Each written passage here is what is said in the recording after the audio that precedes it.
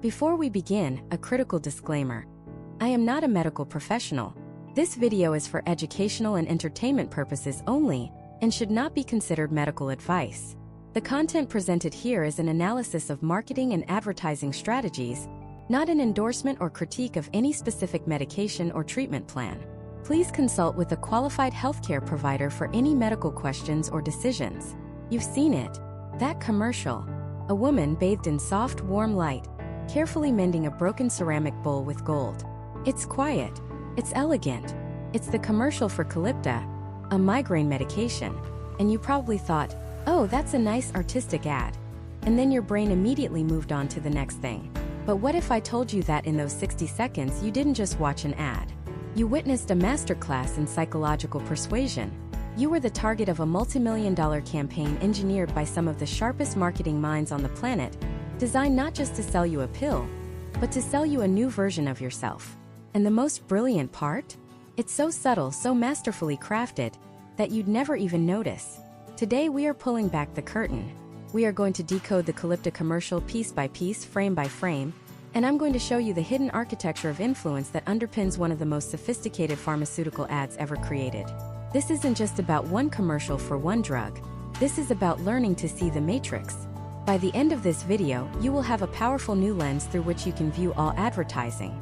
You will learn to spot the emotional triggers, the symbolic language, and the narrative warfare being waged for your attention and your trust every single day. You will become a smarter, more conscious consumer, immune to the kind of psychological manipulation that costs Americans billions of dollars a year. So why this commercial? Why Qulipta? Because it represents the new wave of pharmaceutical marketing. For decades, drug ads were clumsy and direct. They showed a person frowning, then they took a pill, and then they were magically playing tennis or laughing with their grandkids, all while a fast-talking narrator listed a terrifying array of side effects. It was transactional. You have this problem. We have this pill.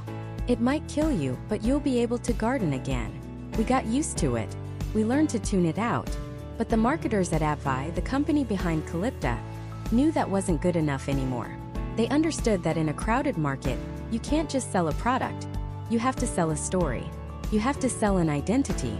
And that's the genius of what we're about to dissect. The Qulipta commercial isn't about migraines. Not really. It's about a philosophy. It's about resilience, beauty and imperfection, and the art of putting yourself back together. They're not selling a chemical compound. They're selling a comeback story. Your comeback story. And they're using a 500-year-old Japanese art form to do it. Think about it. The ad is dominated by the image of kintsugi. That's the name of the craft. The art of repairing broken pottery by mending the areas of breakage with lacquer dusted or mixed with powdered gold, silver, or platinum. The philosophy behind it is that the piece is more beautiful for having been broken. The cracks are not something to hide. They are part of the object's history, and they should be celebrated. Now let's map that onto the target audience. Who suffers from migraines? Overwhelmingly, it's women. Women who often feel like their lives are fractured.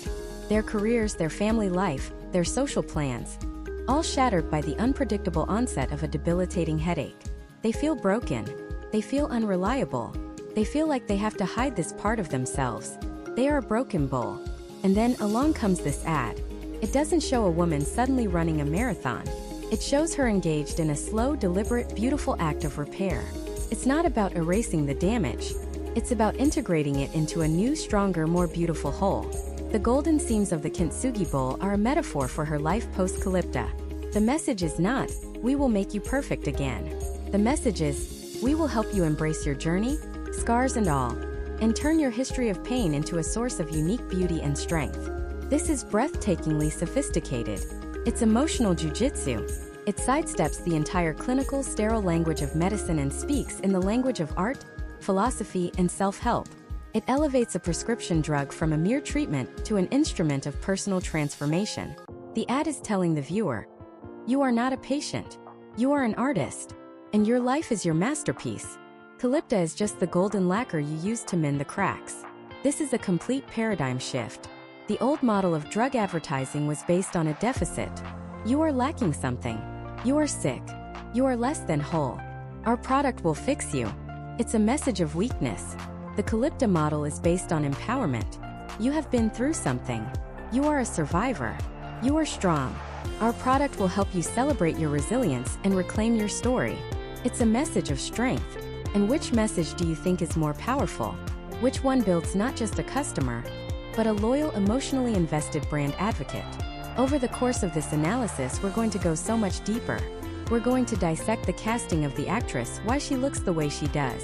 We're going to analyze the color palette of the commercial, the soft, warm, almost ethereal lighting and what it's designed to make you feel.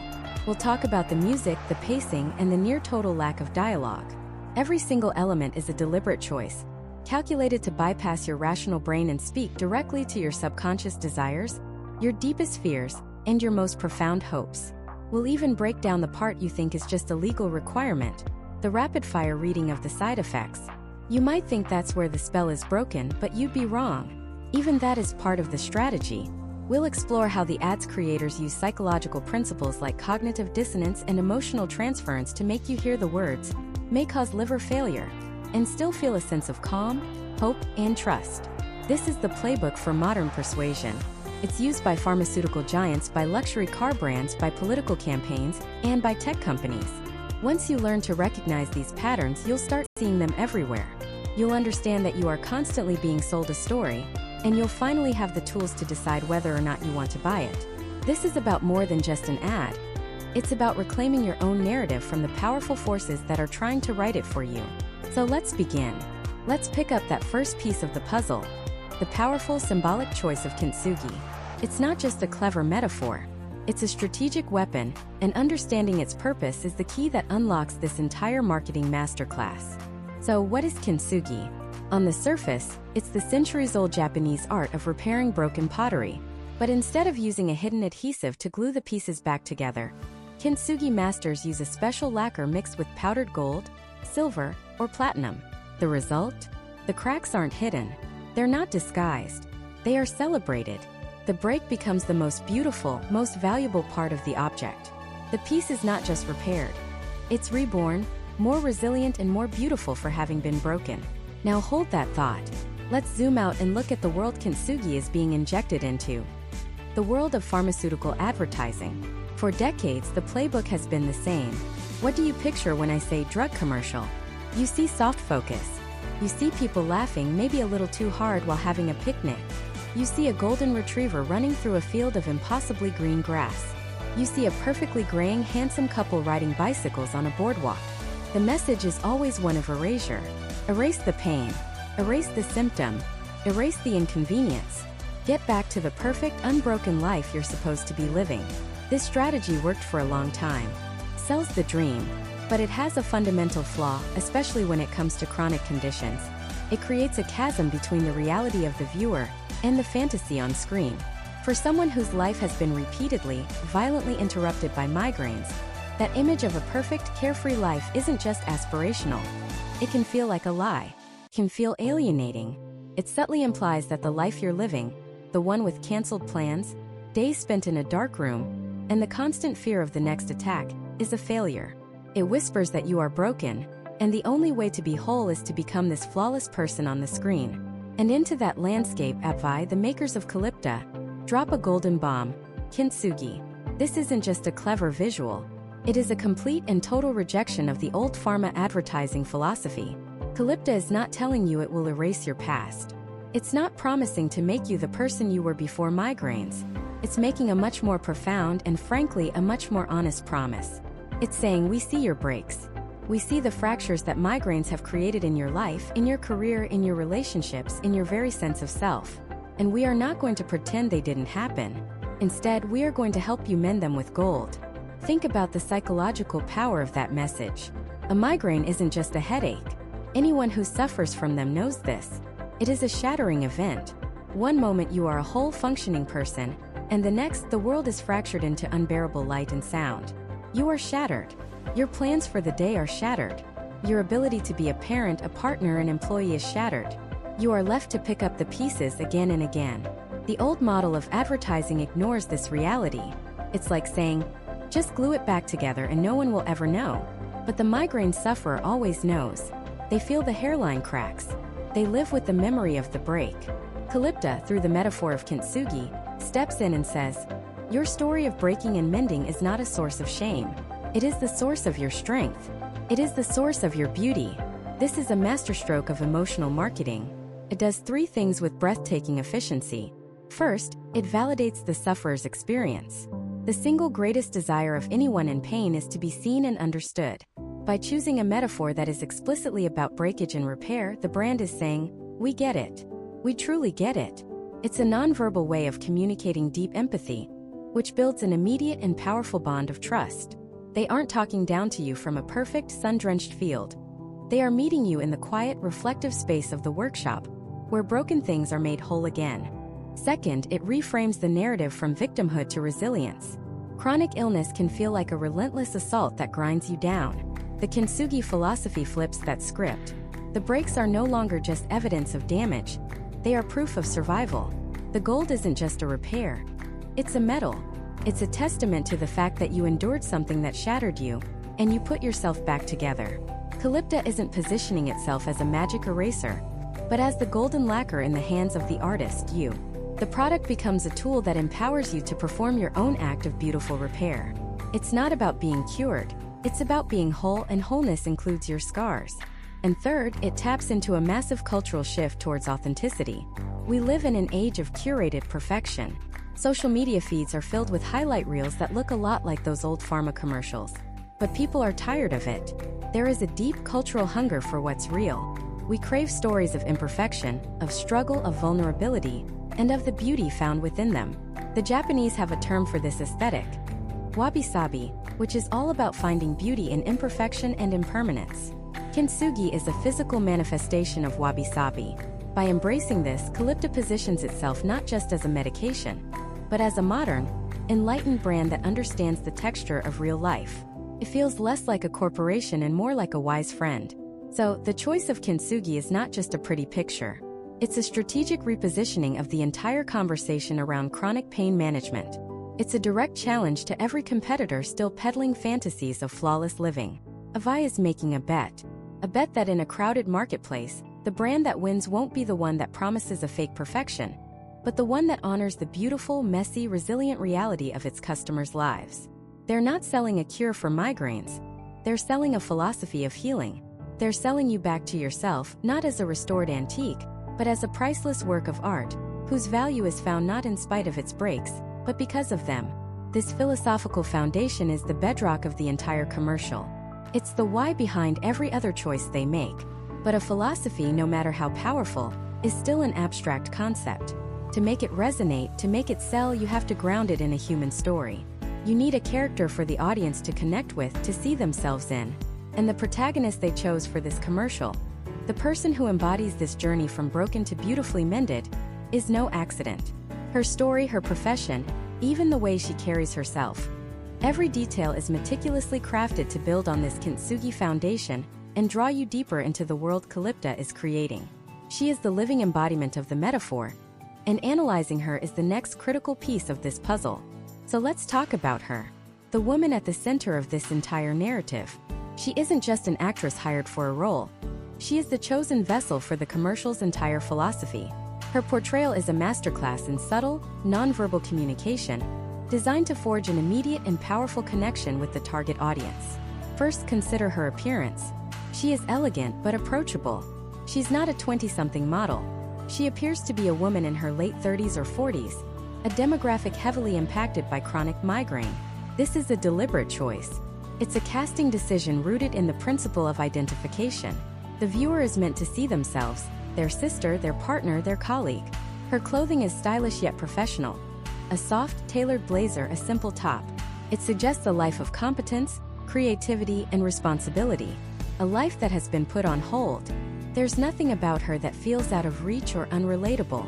She is the embodiment of the person who should be thriving, but is being held back by an invisible force. And in the beginning, we see that force in action. The commercial doesn't just tell us she has a migraine. It shows us the prison it creates. Notice the early shots. She's often depicted in tighter frames, in spaces that feel confining. The lighting is dimmer, more subdued. Her posture is key. There's a slight slump to her shoulders, a tension in her neck. Her brow is furrowed, not in anger, but in a kind of weary resignation. It's the face of someone who has been fighting a long, repetitive battle and is simply exhausted. Her movements are hesitant, guarded. She might bring a hand to her temple, a universal sign of headache, but it's done with a sense of futility, as if she knows it won't help. This is the before picture, and it's painted with excruciating accuracy for anyone who has ever experienced this. It's not the dramatic, theatrical pain you see in movies. It's the quiet, persistent, life-draining reality of a chronic condition. The world shrinks. The colors fade. Your own body becomes a cage. The ad's creators understand that to truly sell the solution, they must first perfectly articulate the problem. Not just the physical pain, but the emotional and psychological toll.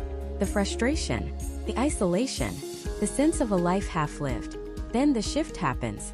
As the narrative of Qulipta's effect unfolds, we witness a profound transformation. And it's so much more than just a smile. It's a fundamental change in her entire being. Her posture straightens. Her shoulders relax and pull back, adopting a stance of confidence and openness. The tight, confining frames of the early scenes give way to wider, more expansive shots. She is literally taking up more space in the world, a powerful visual metaphor for reclaiming one's life. Her movements become fluid, purposeful, and graceful. Where before she was hesitant, now she strides. Where she was static, now she is dynamic. She engages with her work, a passion we now see was dormant. Her hands, which were once held in tension or protectively at her head, are now gesturing, creating, connecting. The kintsugi lines of light we discussed earlier now seem to emanate from her. She is no longer the broken vessel. She is the beautifully repaired masterpiece, with the golden seams serving as a testament to her resilience. The light isn't just around her, it's in her. Her eyes are bright, engaged, and forward-looking. She is not just not in pain anymore. She is vibrant. She is present. She is whole. This careful construction of her character masterfully balances two critical marketing concepts: relatability and aspiration. The before version of her is deeply relatable to the target sufferer. Every nuance of her performance is designed to elicit a nod of recognition, a thought of, yes, that's exactly how it feels. This builds trust and empathy.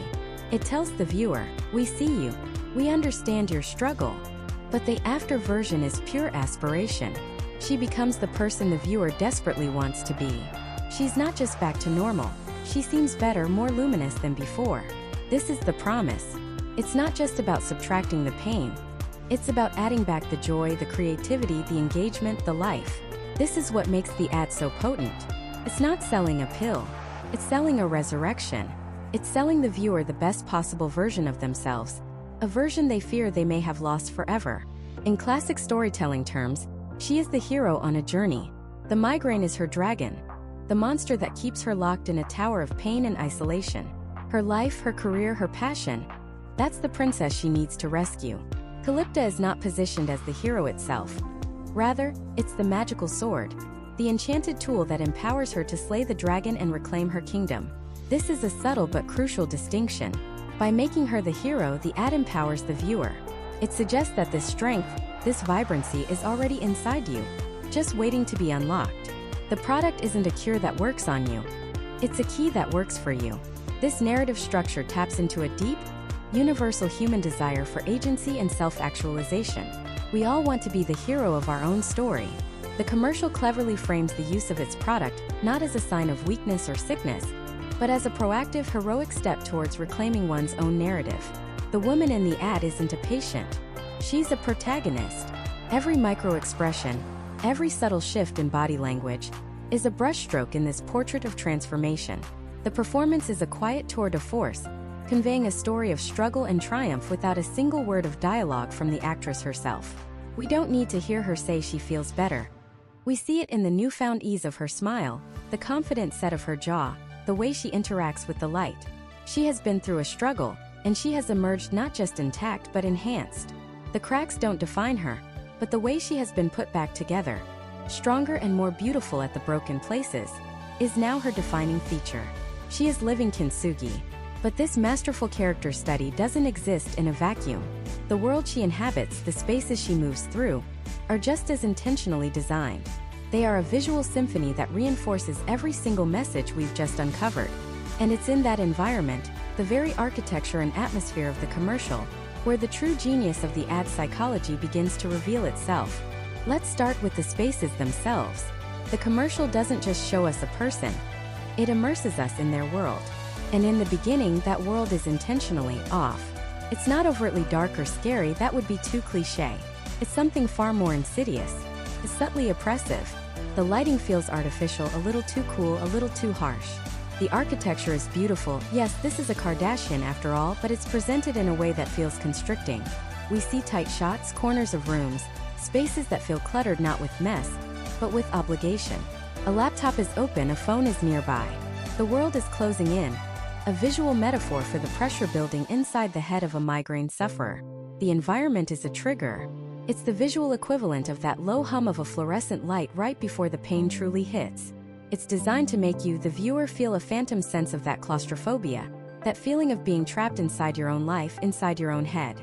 Then the shift happens.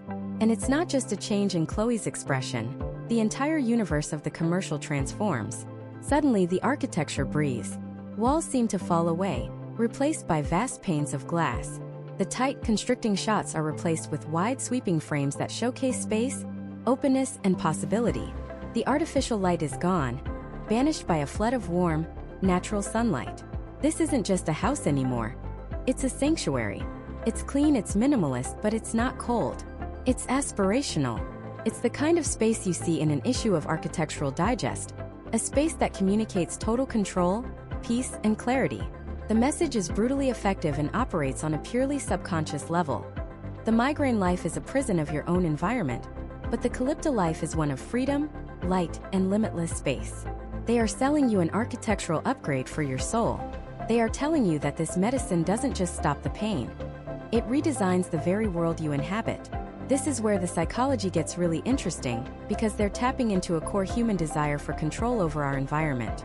When we feel out of control internally, like during a migraine, we crave external order and peace. The ad presents Qulipta as the tool that provides both. It restores your internal equilibrium, which is then reflected in the serene, perfectly ordered world around you. But let's go deeper than just light and space. Let's talk about the most powerful, persuasive, and often invisible tool in a marketer's arsenal: color. The color palette of this commercial is a masterclass in emotional manipulation. In the before state, the colors are muted. We see a lot of grays, beiges, and desaturated tones. Even the vibrant colors in the room feel dulled, as if a filter has been placed over the lens to drain the life out of them. This is a deliberate choice. These colors evoke feelings of fatigue, depression, and stagnation. It's the visual representation of how a migraine makes the world feel. Less vibrant, less alive. The world literally loses its color when you're in pain. Then comes the Qulipta moment. And with it, a strategic, targeted injection of color. The brand's signature colors, a vibrant, optimistic coral orange and a calming, healthy teal, begin to populate the screen. But they don't just splash them everywhere. That would be unsophisticated. Instead, they appear as deliberate accents. Piece of clothing, a throw pillow, piece of art on the wall. The coral orange is a color of energy, enthusiasm, and vitality. It's the color of a sunrise, of a new beginning. It screams, the energy is back. The teal is a color universally associated with healing, tranquility, and balance. It's the color of calm tropical waters. It whispers, the peace is restored.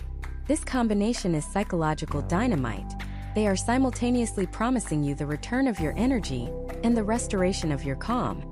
It's not one or the other, it's both. They visually resolve the primary paradox of a migraine sufferer's desire. I want the energy to live my life, but I also want the peace and quiet to avoid a trigger. The color palette says, with Qulipta you get both. The dull, lifeless grays of the before state are replaced by the clean, crisp whites of the after state, which act as a perfect canvas to make that coral and teal pop. The white signifies a clean slate, a clear head. The accent colors signify the life you can now live with that clear head. Every single color you see on screen after she takes the product is working to reinforce this core message of vibrant tranquility. And it's not just the broad strokes of the environment and its colors. Look closer at the objects, the props. Every single item is a carefully placed piece of symbolism. In the pre-Qulipta world, the objects are sources of stress. A laptop represents work deadlines. A phone represents demands on your time. These are the modern-day triggers that so many sufferers can relate to. The objects themselves feel like antagonists in the story, but in the post-Qulipta world, the objects are transformed into symbols of a life reclaimed. We see plants and greenery, representing growth, life, and a connection to nature. A stark contrast to the sterile, artificial feeling of the before world. We might see a beautifully arranged bookshelf, not for work but for leisure, for the simple joy of reading. We see art on the walls, symbolizing creativity and self-expression, things that are often the first casualties of chronic pain. We see a cup of tea or coffee, but it's not the frantic gulp of caffeine to get through the day. It's a calm, mindful ritual, a moment of self-care. Each of these objects tells a miniature story. They are proof of life. They are evidence submitted to the jury, you, the viewer, that this transformation is real and tangible. The ad isn't just saying you'll feel better. It's showing you in meticulous detail how you will live better. You won't just be free from pain. You'll have the mental space for hobbies, for nature, for creativity, for peace. They are selling a lifestyle, a curated existence, and every prop is a piece of that puzzle. The genius is that it allows the viewer to project their own desires onto the scene. You see the art and think, I could finally get back to my painting. You see the plants and think, I could finally have the energy for my garden. The environment becomes a mirror, reflecting a better version of yourself back at you. What this all culminates in is the creation of what anthropologists call a liminal space. The commercial creates a psychological threshold. On one side, you have the world of pain, confinement, and muted colors, the world the target audience currently inhabits. On the other side, you have this architectural paradise of light, color, and freedom, the world they desperately want to inhabit. The ad places the viewer squarely on that threshold, looking from their current reality into this promised land. And what is the bridge? What is the key that unlocks the door from one world to the next? It's Qulipta. The product is positioned not as a drug, but as a rite of passage. It is the singular agent of transformation that can move you from the person you are to the person you want to be. This is 1,000 times more powerful than simply listing side effects and benefits. It's mythic. It's storytelling. It's turning the act of taking a preventative medication into the first step of a hero's journey. The environment, in all its calculated beauty, isn't just the setting for this story. It is the story.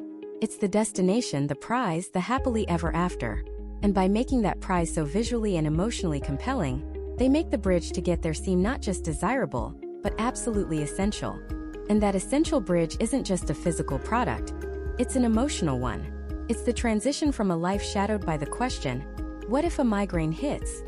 To a life illuminated by the answer, what's next? This is where the ad transcends beautiful scenery and becomes a masterclass in emotional engineering. They don't just show you the destination, they make you feel the journey. And they do it through a protagonist who is brilliantly, almost invisibly designed to be you. Let's call her the every woman. She isn't a supermodel. She isn't an actress you recognize from a blockbuster. She is relatable, warm, and most importantly, she carries the entire emotional weight of the story in her micro-expressions. The marketers behind this ad understand a fundamental truth of human psychology. We don't connect with products, we connect with people. We see ourselves in their struggles and we aspire to their triumphs. The every woman is our avatar, our stand-in for this 2-minute fantasy. Think about the very beginning. Before the name Qulipta is ever mentioned, we see her. She's in this beautiful place, but there's a flicker of something behind her eyes. It's not overt sadness or pain. That would be too heavy, too clinical. It's something far more insidious and far more relatable. It's hesitation. It's the subtle, almost imperceptible break being applied to joy. It's the look of someone who wants to fully embrace the moment, but is held back by a ghost, a potential threat that lives in their head. This is the problem phase of the classic problem agitation solution marketing formula, but executed with the subtlety of a filmmaker, not a sledgehammer. They don't need to show her wincing in a dark room. They don't need a voiceover saying, "Are frequent migraines holding you back?" They trust the audience to understand this emotional language. They show her looking at a beautiful pastry in a bakery, and for a split second you see the calculation. The internal monologue we all have when facing a potential trigger. Should I? Can I? What if? It's the shadow of the migraine. It's not the migraine itself, but the fear of the migraine. This is the agitation phase, and it is genius. They aren't agitating the physical pain. They are agitating the emotional cost of that pain. The stolen moments, the compromised experiences, the life lived at 90% capacity. By focusing on the anticipation of the problem rather than the problem itself, they sidestep the negative imagery associated with pharmaceuticals while still tapping into the core emotional frustration of their target audience. Anyone who has ever had to cancel plans, avoid a food they love, or sit out an experience because of a chronic condition feels this scene in their bones. They are seen, they are understood, and this deep, empathetic connection is forged before the solution is ever presented. Then comes the pivot, the transformation. It's not a sudden jarring cut. It's a gentle unfolding. The music swells from a contemplative piano melody into a soaring, optimistic string arrangement. The sun seems to get a little warmer. And most importantly, the hesitation in our every woman's eyes vanishes. It's replaced by a look of pure, unadulterated presence. She's not just looking, she's seeing. She's not just smelling the flowers, she's experiencing them. The subtle break is gone, and she is coasting on pure momentum. This is the solution phase, and notice what they're selling. They are not selling the absence of pain. They are selling the presence of joy. It's a critical distinction. One is a negative, removing a bad thing. The other is a positive, adding a good thing. Human brains are wired to move towards pleasure far more enthusiastically than we are to move away from pain. Qulipta isn't the thing that stops your migraines. In this commercial, Qulipta is the thing that lets you live this beautiful, sensory European dream life. The pill is the key, but the open door is the product. This entire emotional arc is a textbook example of what psychologists call emotional contagion. The theory is simple. Emotions are infectious. When we watch someone experience a powerful emotion, the mirror neurons in our own brains fire up, allowing us to catch that feeling. The ad is meticulously crafted to make you catch the protagonist's sense of liberation. When she smiles, genuinely and without reservation, as she rides that boat, a part of your brain smiles with her. When she throws her head back and laughs in the sunshine, you feel a ghost of that release. The advertisers are essentially letting you test drive the core emotional benefit of their product. You get a free 2-minute hit of the feeling they're selling, the feeling of being unburdened. And look at the specific activities they chose. They are not grand, once-in-a-lifetime adventures. She's not climbing Mount Everest or scuba diving the Great Barrier Reef. The chosen experiences are small, sensory, and deeply universal. Buying fresh flowers, eating a pastry, feeling the spray of water on your face. These are archetypes of simple, attainable joy. They tap into a collective longing for a life that is less about epic achievements and more about appreciating the beauty in the everyday. It's a powerful message in our hyper-stimulated, overcommitted world. The ultimate luxury isn't a sports car or a mansion. It's the freedom to be fully present for the simple, beautiful moments.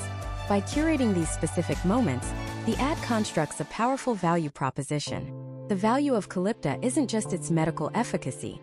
It's the sum of all the small, beautiful moments that it makes possible. It's the price of a pastry, the scent of a bouquet, the feeling of a sun-drenched afternoon.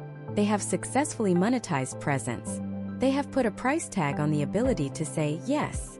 The protagonist's journey from hesitation to liberation is the central pillar of this entire marketing structure. It's a silent story told through glances, smiles, and the subtle shift in her posture. She goes from being a cautious observer of her life to the joyful protagonist of it. And because we've been invited to see the world through her eyes, her victory feels like our victory. Her freedom feels like our potential. It's a deeply persuasive and emotionally resonant technique that elevates the ad from a simple commercial to a piece of aspirational storytelling. They've managed to embed the core function of their product, prevention, into a narrative about unlocking human potential. It's not about preventing the bad, it's about permitting the good. And that shift in perspective is everything. This is where Qulipta's marketing team earns their salary, because it's one thing to have a great idea for a narrative shift, but it's an entirely different challenge to execute it. How do you visually and orally communicate the concept of permitting the good without just saying it? You have to build a world. You have to create an atmosphere so powerful that the viewer doesn't just understand the message, they feel it in their bones. And Qulipta does this by weaponizing two of the most fundamental elements of filmmaking: light and sound. Let's start with the light. In the opening seconds of the commercial, light is not merely illumination. It is a character in the story. It's the antagonist, or rather, its absence is. The room is initially cast in a dim, flat, almost melancholic glow. It's not dark and scary like a horror movie, which would be too dramatic. It's something far more insidious. It's bland. It's uninspired. It's the visual equivalent of a day wasted, of potential sitting unrealized. The light that does exist is contained, controlled, and weak. It's the perfect metaphor for the constrained world of a migraine sufferer. A world where you have to manage your environment, draw the blinds, and retreat from the vibrancy of life. Then comes the pivotal moment. The protagonist makes a choice. She walks to the window, and with a single decisive action she opens it. And in that moment the entire commercial transforms. The light that floods the room isn't just light. It's hope. It's energy. It's the outside world rushing in to say, "We're still here. We've been waiting for you." This isn't the harsh, clinical light of a doctor's office. It's warm, natural morning sunlight. The kind of light that makes you feel like anything is possible. The marketing team understands the deep, primal psychology at play here. Humans are phototropic. We lean towards the light. Light is synonymous with life, knowledge, and clarity. By making the central action of the commercial an act of letting in the light, they are creating a powerful nonverbal association. Qulipta is the key that unlocks the window and lets the light back into your life. This mastery of light is then amplified by their use of color. Pharmaceutical advertising has, for decades, been trapped in a sea of blues, whites, and sterile greens. These colors are meant to convey cleanliness, safety, and scientific authority, but they also convey coldness, impersonality, and sickness. They are the colors of the problem, not the solution. Qulipta throws that entire playbook out the window. The color palette of this commercial is a deliberate, calculated rebellion. It's dominated by warm, earthy tones, the rich wood of the floor, the terracotta pot, and most importantly, the vibrant oranges, yellows, and reds of her artwork. This isn't an accident. Orange is the color of creativity, enthusiasm, and determination. Yellow is the color of energy, joy, and intellect. These aren't the colors of a patient. They are the colors of an artist, a creator, a vibrant human being. By saturating the screen with this palette, Qulipta is performing a kind of psychological alchemy. They are visually transferring the attributes of these colors onto their product. The feeling you get from seeing that brilliant splash of orange isn't just a reaction to the art. It becomes subconsciously linked to the brand that enabled its creation. They are, quite literally, painting their product with the colors of a life well lived. It's a subperceptual hijacking of our emotional response to color, and it is devastatingly effective. But visuals are only half the story. The true genius of this commercial, the element that elevates it from a well-made ad to a miniature masterpiece, is its sound design. I want you to do an experiment. The next time you see this ad, close your eyes and just listen. What you'll hear is a meticulously crafted symphony of sound that guides your emotions with surgical precision. First, there's the score. The music doesn't just accompany the visuals. It narrates the emotional journey. It begins quietly, almost hesitantly. There's a simple, repeating piano motif that feels contemplative, maybe a little bit sad. It's the sound of a thought trying to form, of an idea trapped behind a wall. It perfectly mirrors her initial state of inaction. But as she moves towards the window, the music begins to swell. New layers are introduced, strings that add a sense of lift and possibility. The moment the window opens and the light pours in, the music broadens, becoming more expansive and optimistic. It's not a sudden, jarring change. It's a gradual crescendo that feels earned. It feels like a genuine emotional breakthrough.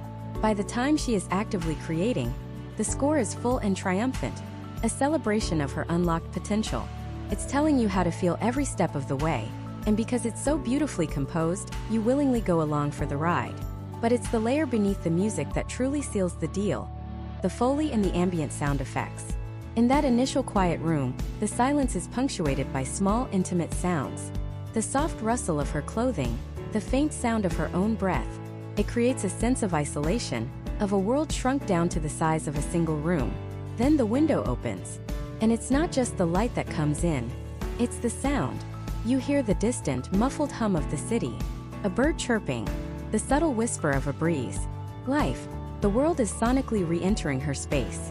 And then there are the sounds of creation itself. The satisfying thwomp of the heavy roll of paper hitting the floor. The crisp, tearing sound as she unfurls it. The wet, viscous squish of the paint being mixed. These are not just random noises. They are the sounds of tangible action. They are grounding, visceral, and incredibly satisfying. In a world of digital abstraction, these real-world, tactile sounds are powerful. They reinforce that her creativity isn't just a thought, it's a physical act. She is making her mark on the world, and you can hear it. What Qulipta has done here is create a complete sensory experience. They've built a world that you see, hear, and almost feel. They understand that the decision to take a medication, especially a preventative one, is not just a logical choice. It's an emotional one. It's a commitment. It's an act of hope. And so, they don't sell you on the science with charts and graphs. They don't scare you with the consequences of inaction. Instead, they sell you a feeling. They sell you the feeling of warm sunlight on your skin. They sell you the sound of a city waking up. They sell you the deep, profound satisfaction of taking an idea that was trapped in your head and making it real. They have created a sensory contract with the viewer. The unspoken promise is this: the world you are experiencing in these 60 seconds, this vibrant, creative, light-filled, and inspiring world, is the world that is waiting for you on the other side of prevention. It's the life that migraine steals and that Qulipta helps you reclaim. It's not about the absence of pain.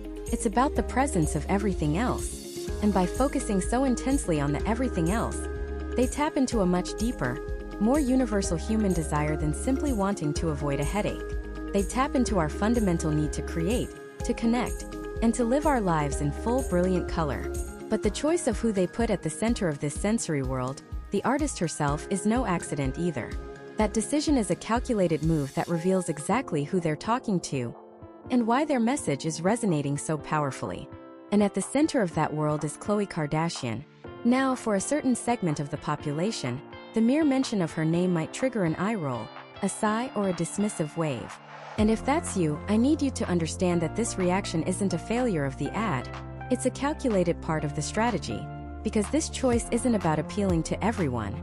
It's about hyper-targeting a specific psychographic with a message so perfectly tailored, it feels less like an advertisement and more like a revelation.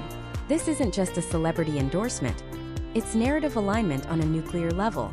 To understand why Khloe is the perfect choice, you have to understand her specific role within the Kardashian cultural machine. She is not Kim, the world-conquering mogul. She is not Kylie, the Gen Z billionaire. She is not Kendall, the statuesque supermodel. For much of her public life, Khloe's brand has been built on the archetype of the underdog. She was famously labeled the Fat Sister by tabloids. She has publicly navigated incredibly painful and humiliating relationship betrayals, and her journey has been one of constant, visible struggle and reinvention. Her entire public arc is a story of transformation. She literally created and starred in a show called Revenge Body. The core thesis of her brand is not perfection, it's resilience. It's the story of being knocked down by forces outside of your control, and not just getting back up, but building an empire on the rubble. Now, take that exact narrative and map it directly onto the experience of a chronic migraine sufferer. A migraine is not just a headache. It is a thief. It's an invisible, malevolent force that knocks you down. It steals your time, your productivity, your presence as a parent, your reliability as a professional. Takes control away from you. So when Qulipta chooses Khloe Kardashian, they are not just selling a preventative pill. They are selling the revenge body philosophy for your entire life. They are selling you the tools to enact your own transformation, to take back control from the thing that has been holding you down. The implicit message is potent. She overcame public shaming and heartbreak to build her best life. You can overcome migraines to build yours. This message is aimed squarely at a very specific person, the modern high-achieving American woman.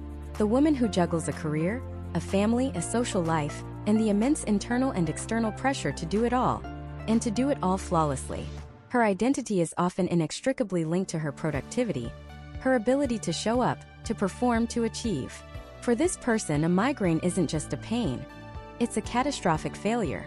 It's a betrayal by her own body that forces her into a dark room, away from her life, her responsibilities, her ambitions.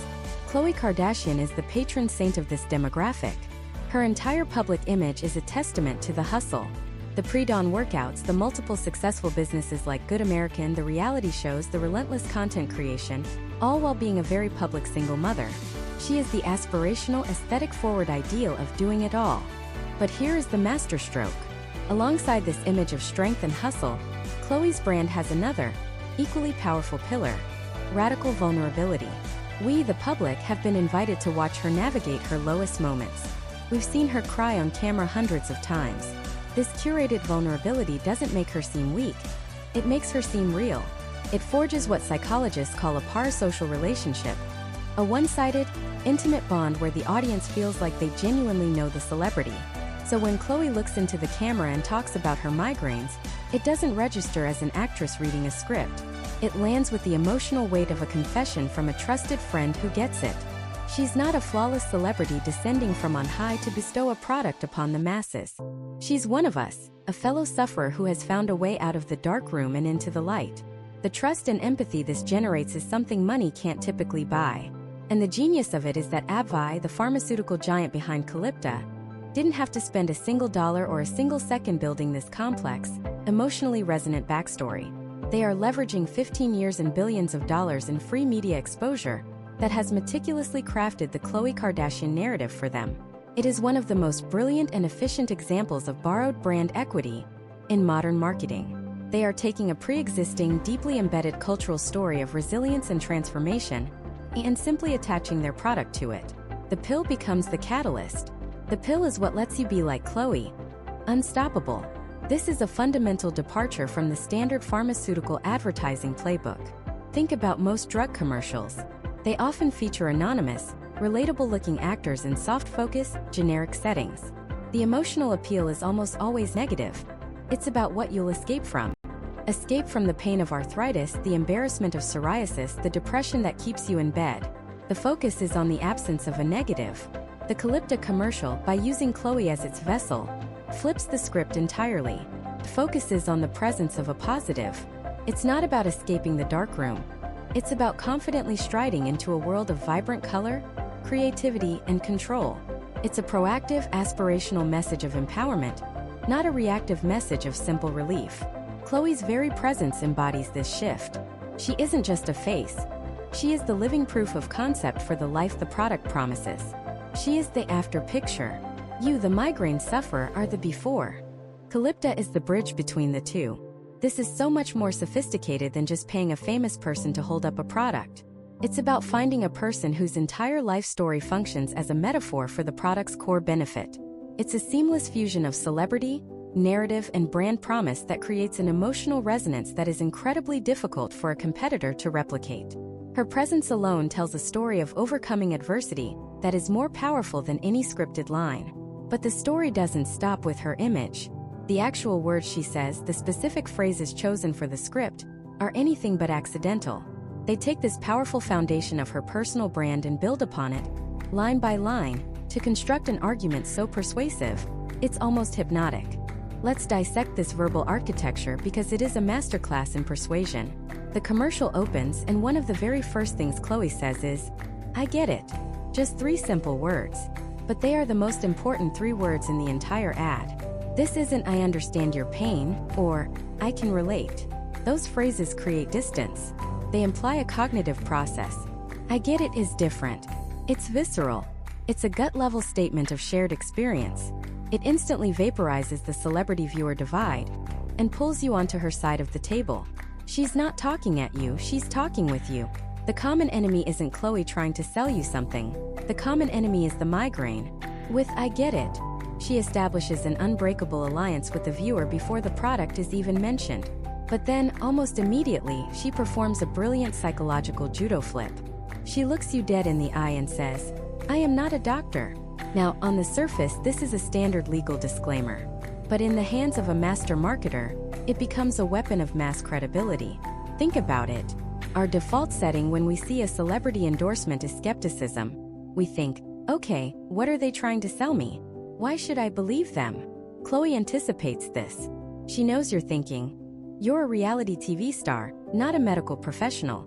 And instead of ignoring that thought, she voices it for you. By saying, "I am not a doctor," she disarms your skepticism completely. It's a pattern interrupt. You're expecting a sales pitch and instead you get radical honesty.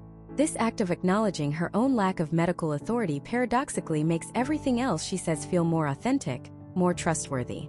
It reframes her from a salesperson into a peer, a fellow traveler on this difficult journey who just happens to have found a map.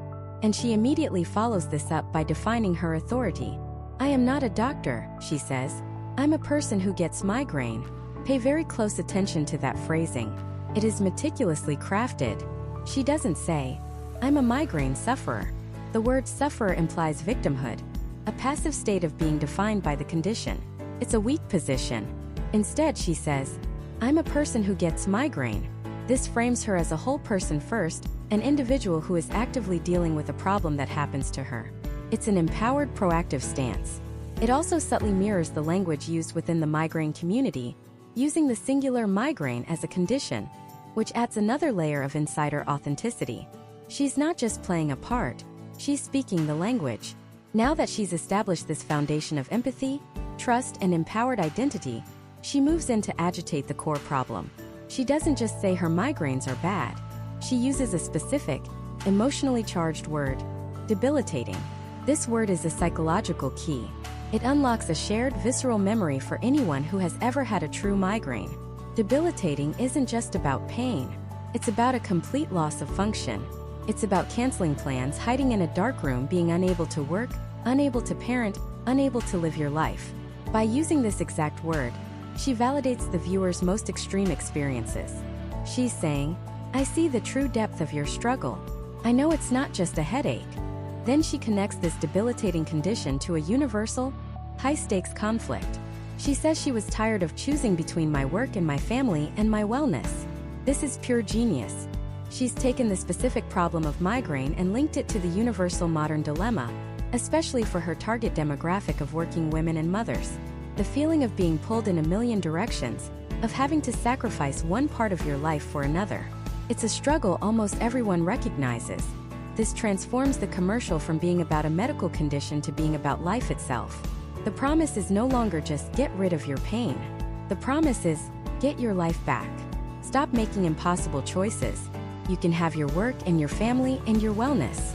It's a deeply resonant emotional hook. Only after meticulously laying all this groundwork, the empathy, the trust, the shared struggle, the promise of a reclaimed life, do they finally introduce the hero of the story, Qulipta. And listen to how they do it. Qulipta is the first and only pill of its kind. First and only. These are what marketers call power words. They create an immediate sense of novelty, exclusivity, and superiority. It's not just another option. It's a breakthrough, a category of one. The phrase of its kind is intentionally vague, creating an air of scientific mystery and innovation without getting bogged down in complex medical jargon that would alienate the audience. Then comes the core value proposition, delivered with surgical precision. It prevents my migraine attacks. The word prevents is the entire game. For decades, the primary narrative around migraine treatment has been reactive. You get a migraine, you take a pill to manage the pain. It's a defensive posture. Prevent flips the script entirely. It's proactive. It's about stopping the enemy before it even reaches the gates. This single word shifts the entire paradigm from managing suffering to eliminating it. It offers not just relief but freedom. It's a promise of a future where you don't have to live in fear of the next attack. And they immediately expand the tent, making sure as many viewers as possible feel included. They specify it's for adults with episodic or chronic migraine. This is no accident. They are casting the widest possible net. Whether you get a few migraines a month or you're dealing with them constantly, this message tells you, this is for you. We see you. We can help you. Even the legally mandated part, the rapid-fire recitation of side effects, is handled with strategic brilliance. It's placed deep in the commercial, long after the emotional yes has been secured. The viewer has already connected with Chloe, felt their pain validated, and been offered a vision of a better life. By this point, the emotional momentum is so strong that the logical, risk-assessing part of the brain is taking a back seat. The most common side effects they list, nausea, constipation, sleepiness, are chosen carefully. While not pleasant, they are common ailments that sound manageable, especially when weighed against the debilitating alternative she so vividly described just moments before. The scary, more severe side effects are buried in the fine print, as required, but the verbal script highlights the most palatable ones. It's a carefully calibrated risk-reward calculation, presented when the audience is most emotionally receptive to the reward. Each line, each word is a deliberate step in a carefully choreographed dance, leading the viewer from a place of shared pain to a singular, compelling solution. And this solution isn't just the absence of pain. That's the critical distinction. That's the sleight of hand that elevates this from a simple product ad to something far more potent. A competitor could sell no more pain. Qulipta is selling something else entirely. It's selling the return of a life. It's selling the person you were, or the person you always hoped you could be, before migraine disease began to steal your days. The commercial doesn't just remove a negative, it introduces a vibrant, aspirational positive. Think about the visual language used to depict this new life. It's not just a woman sitting on her couch, smiling because her head doesn't hurt. That would be logical, but it wouldn't be compelling. Instead, she is thrust into a world of sensory richness, a bustling outdoor market, alive with color, texture, and movement. The tactile joy of running her hand through a bin of spices, the warmth of sunlight on her face, the easy camaraderie of friends. These aren't random scenes. They are a curated collection of life's simple, profound pleasures, the very things a chronic migraine sufferer is forced to sacrifice. The ad is systematically giving back everything the disease takes away. It's not selling a pill. It's selling restored experiences. It's selling the ability to say yes again. The true genius lies in the central metaphor that underpins the entire commercial, the metaphor of light. This isn't just a stylistic choice. It is the narrative engine. Migraine is visually and emotionally coded as darkness. The before shots are muted, shadowed, often tinged with a cool, isolating blue. The protagonist is frequently seen indoors, away from windows, in spaces that feel constricted and dim. This is a visual representation of the sensory deprivation that sufferers often seek during an attack, a dark, quiet room. But it's also a powerful metaphor for the emotional state. The hopelessness, the isolation, the feeling of life being dimmed. Then Qulipta is introduced, and with it, the light returns. Notice how the U in the Qulipta logo literally becomes a source of light, a gentle arc of dawn that expands to fill the screen. This is the turning point. From that moment on, the visual landscape transforms. The color palette explodes into warm, saturated tones. Golden hour sunlight bathes every scene. The protagonist is almost always outdoors in open, expansive spaces. Her face is constantly being illuminated, not by artificial light, but by the sun, the most primal symbol of life, energy, and clarity. The message is hammered home on a subconscious level. Qulipta does not just treat a neurological condition. It brings you out of the darkness and back into the light. It is a form of personal sunrise. This journey from darkness to light is embodied by the protagonist. Her performance is a masterclass in nonverbal communication. In the beginning, her expressions are subtle but clear. A flicker of pain, a shadow of resignation, the quiet frustration of a life lived on pause. She is reactive, a victim of her condition. But after the transition, her entire demeanor shifts. Her smile is genuine and unforced. Her movements are confident and purposeful. She is no longer reacting to her environment. She is actively engaging with it. She becomes the agent of her own story. She is not just a patient who has found relief. She is presented as an aspirational figure. She is the viewer's ideal self, the version of them that is free, spontaneous, and fully present in their own life. The ad allows the audience to project themselves onto her, to feel her relief and her joy, and to subconsciously associate those powerful emotions with the product. This reframes the very nature of medication. In this narrative, the pill is not a crutch. It's not a symbol of sickness. It is positioned as a key. A simple once-daily key that unlocks the door to the life you're supposed to be living. This is a crucial psychological shift. It moves the product from the category of necessary medical treatment to empowering lifestyle tool. It's the same strategy used by tech companies that sell creativity, not computers, or athletic brands that sell discipline, not shoes. Qulipta is selling freedom, not pharmaceuticals. By focusing on the result, the beautiful sun-drenched life, the ad minimizes the clinical nature of the product itself. The pill becomes almost an afterthought, a simple mechanism to achieve a much grander, more desirable end. And this emotional crescendo is timed perfectly to coincide with the most jarring part of any American drug commercial: the rapid-fire recitation of side effects. This is a legal requirement, but marketers have learned to treat it not as a hurdle, but as a strategic challenge. The audio track shifts. A calm, authoritative voice lists potential adverse reactions: nausea, fatigue, constipation, allergic reactions, liver problems. It's a litany of clinical, frightening words. But what is happening on screen while this is being said? The screen is filled with the most beautiful, emotionally resonant images of the entire ad. The protagonist laughing with her friends, embracing a loved one, living her absolute best life. This is a deliberate and incredibly effective technique called emotional override. Your brain is being fed two conflicting streams of information: The auditory channel is delivering rational cautionary data, but the visual channel is delivering a powerful, emotional narrative of hope and happiness. And for most people, the emotional visual story wins. The feelings of joy, freedom, and connection associated with the images are so strong that they can overshadow and neutralize the fear and anxiety that the words are meant to induce.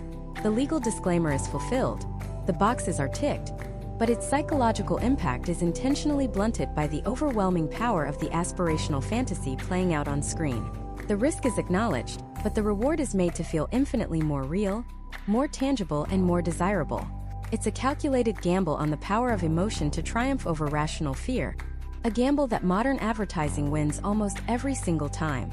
The commercial isn't just selling a dream, it's using that dream as a shield against the harsh realities of the product itself. And this is where the strategy transcends simple advertising and enters the realm of sophisticated psychological conditioning. The dream isn't an accessory to the sale, it is the sale. The pill is just the transactional object you acquire to unlock the dream. This is the fundamental architecture of all modern direct-to-consumer, or DTC, pharmaceutical advertising, an industry that exists in a truly unique and controversial space.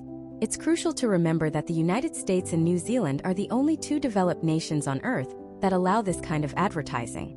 In the rest of the world, drug companies market to doctors and pharmacists, the trained medical experts, not directly to the public.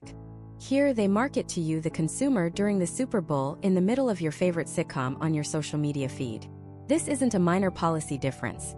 It fundamentally reshapes the relationship between patients, doctors, and the very concept of medicine. It turns healthcare into a consumer marketplace, where brand recognition, emotional appeal, and catch-all slogans can often shout louder than medical science. So, let's circle back to the central question of this entire analysis. Is the Qulipta commercial a marketing masterclass? The answer is an unequivocal, and perhaps unsettling yes. But it's a masterclass in a very specific, very modern discipline. It's a masterclass in emotional engineering. It's a masterclass in narrative misdirection.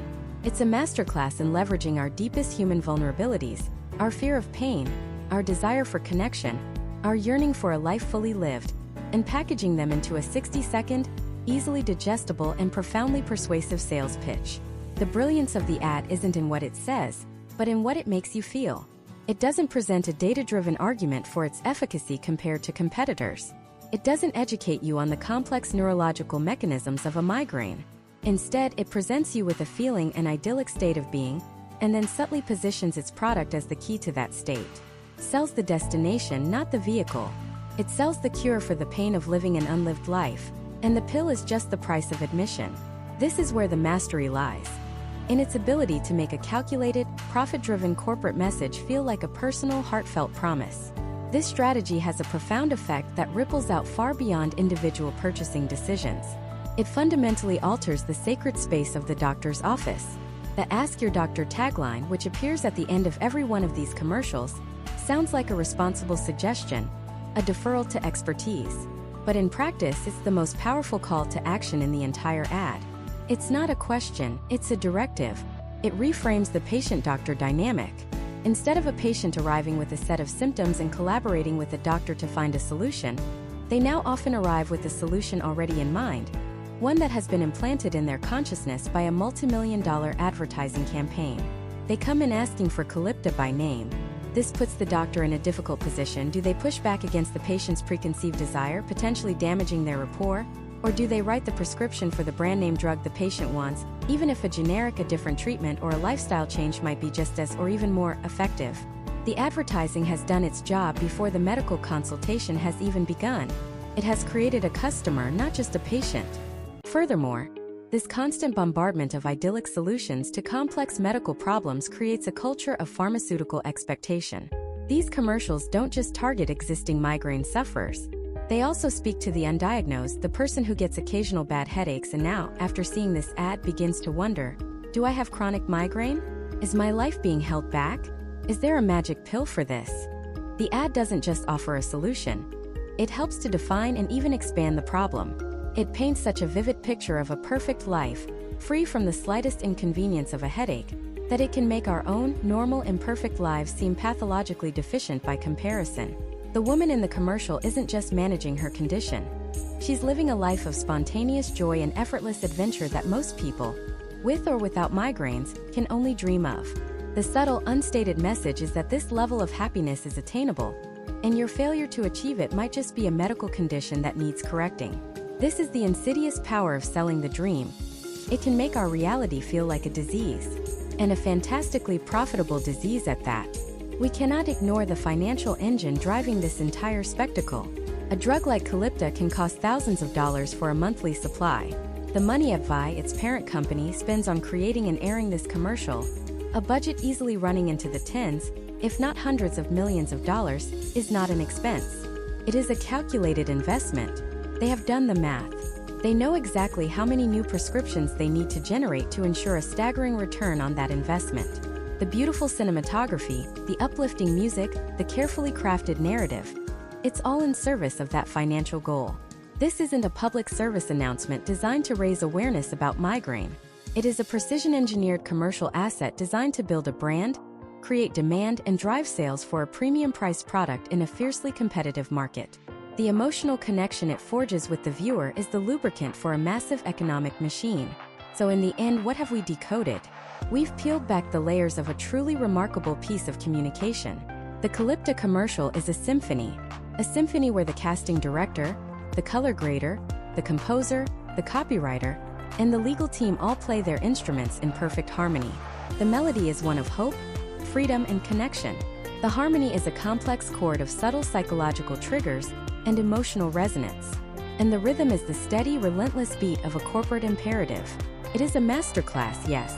It demonstrates a masterful understanding of human psychology, of visual storytelling, and of the regulatory environment that allows it to exist.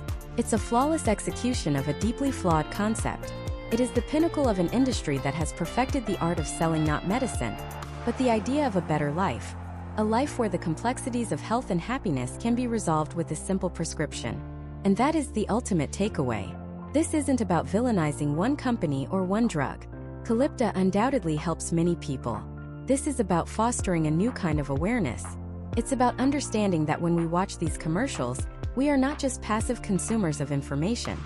We are the targets of a sophisticated and powerful form of influence. The goal of this entire deep dive was to give you the tools to see the architecture behind the facade, so that the next time a commercial like this comes on, you won't just see the happy people, the sun-drenched landscapes, and the promise of a perfect tomorrow. You'll see the strategy. You'll hear the carefully chosen words. You'll feel the emotional strings being pulled. You'll be able to separate the dream they are selling from the product they are offering. And in a world saturated with messages designed to tell you what you want, the ability to decode what you're actually being told is nothing short of a superpower.